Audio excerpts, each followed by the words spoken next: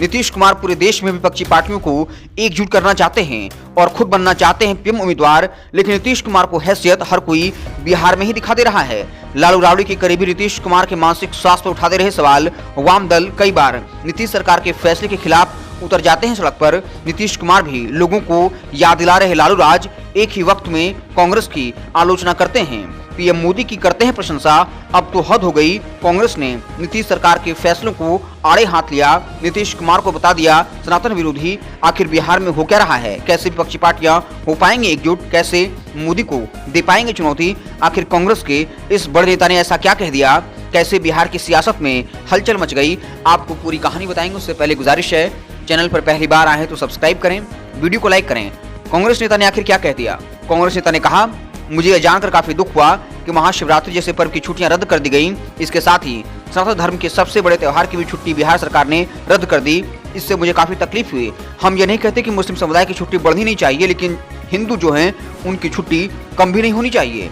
कहा, मुझे बिहार सरकार से पूछना है, क्या बिहार सरकार सनातन धर्म के लोगों का कोई सम्मान नहीं करती है क्या? एक सेकुलर पार्टी होने के कारण यह नहीं कहता जो दूसरे धर्म से जुड़े हुए हैं उनके पर्व त्योहार में छुट्टी नहीं मिलनी चाहिए।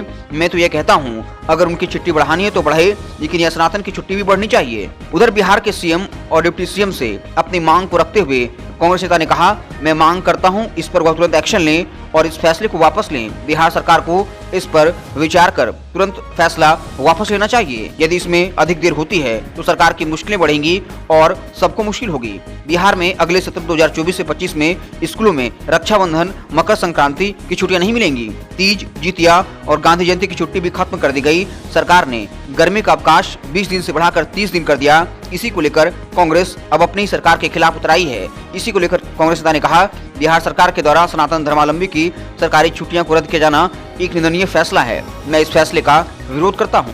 इस नए आदेश में ऐसा है क्या? बिहार सरकार ने सोमवार की शाम सूबे के सरकारी स्कूलों में अगले साल होने वाली छुट्टियों की सूची जारी कर दी। शिक्षा विभाग ने इसका नोटिफिकेशन निकाला है। इसमें लिखा है, शिक्षा के अधिकार अधिनियम के तहत बाध्यता है कि प्रारंभिक विद्यालयों में कम से कम 220 दिन की पढ़ाई हो। इसे विशेष तौर पर ध्यान में रखकर 2024 के लिए स्कूलों में छुट्टी घोषित की जा रही है। अब सबसे दिलचस्प बात जानिए, बिहार सरकार ने अपने स्कूलों में बच्चों को कम से कम 220 दिन पढ़ाने के लिए ईद और बकरीद की छुट्टी बढ़ा दी। ईद और बकरीद पर पहले 2 दिनों की छुट्टी होती थी। 2024 में दोनों पर्वों पर स्कूल 3-3 दिन बंद रहेंगे। वहीं गर्मी की छुट्टी को 10 दिन बढ़ा दिया गया।